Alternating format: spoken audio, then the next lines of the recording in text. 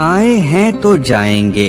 राजा रंक फकीर। एक सिंहासन चढ़ी चले, एक बाधे जात जंजीर। इस दोहे में कबीर जी कहते हैं, जो लोग इस नश्वर संसार में आए हैं वे अवश्य ही इसे त्याग कर चले जाएंगे, चाहे वह राजा हो या कोई फकीर या फिर संत।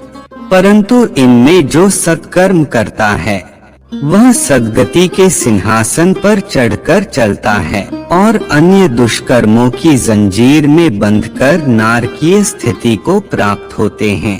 यह मन गही जो थिर रहे, गहरी धूनी गाड़ी, चलती बिरिया उठी चला, हस्ती घोड़ा छाड़ी। इस दोहे में कबीर जी कहते हैं, जो सुमिरन ज्ञान की गहरी धूनी गाड़कर और अपने मन को पकड़कर शांत एवं स्थिर रहते हैं, वही महान पुरुषार्थी है। मरने के बाद तो सभी खाली हाथ इस जगत से प्रस्थान करते हैं। उनके हाथी, घोड़े तथा अन्य संपदा सब यहीं रह जाती है। तू मती जाने बावरे, मेरा है सब कोई, प्राण पिंड सोधे रहा, सो नहीं अपना हो। इस दोहे में कबीर जी कहते हैं, अरे पगले, तू ऐसा मत जान कि इस संसार में सब कुछ मेरा है। यहाँ पर कुछ भी किसी का नहीं है। जिस प्राण से यह शरीर बंधा हुआ है तथा सुरक्षित है, वह भी अपना नहीं है। अर्थात एक दिन वह भी अपना साथ छोड़कर चला जाता है।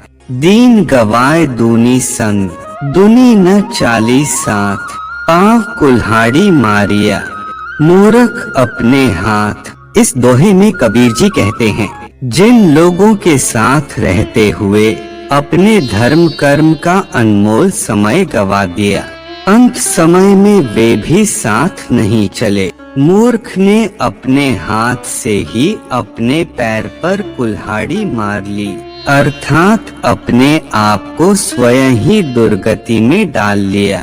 काल चक्र चक्की चले, बहुत दिवस और रात, सगुन अगुन दोय पाटला, तामे जीव पिसात। इस दोहे में कबीर जी कहते हैं, काल कल्पना की चक्की बड़े वेग से निरंतर दिन रात घूम रही है। इसके सगुण और निर्गुण दो पाटले हैं, जिनमें अज्ञानी जीव पिसते जा रहे हैं। अर्थात जो साधु संतों की सेवा, सत्संगति एवं सद्गुरु के ज्ञानोपदेश से वंचित है, वे तड़प तड़प कर मरते हैं। मेरा संगी को नहीं, सबे स्वार्थी लोय, मन परतीति न उपजै, जे विश्वास न होय। इस दोहे में कबीर जी कहते हैं, इस संसार में मेरा सच्चा साथी कोई नहीं।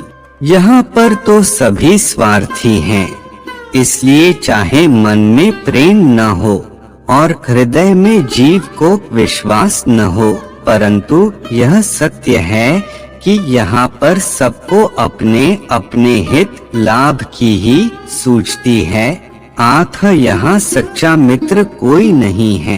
महलन माही पौड़ते, परिमल अंग लगाए, ते सपने दिसे नहीं, देखत गए बिलाए। इस दोहे में कबीर जी कहते हैं, जो लोग सुगंधित द्रव्यों को अपने अंगों पर अनुलेपन करके भव्य महल में शयन विलास करते हैं, वे सब भी नहीं जीवित रहते और मरने के बाद सपनों में भी दिखाई नहीं देते। सब देखते ही देखते काल के गर्त में विलीन हो जाते हैं।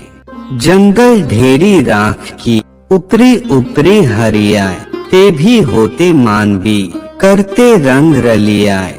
मृत शरीर के जलने पर जंगल में राख की ढेरी लगी हुई है, उसके ऊपर अब हरी हरी घास उग आई है।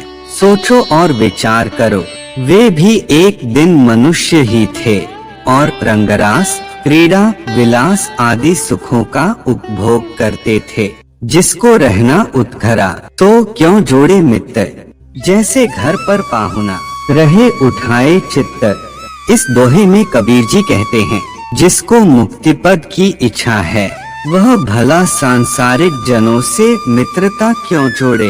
उसे तो संसार में उसी तरह रहना चाहिए जैसे पराये घर का अतिथि, जो दूसरे के घर ठहर कर भी अपने चित्त को वहाँ से उठाए रहता है, अर्थात वहाँ के मोह में नहीं पड़ता।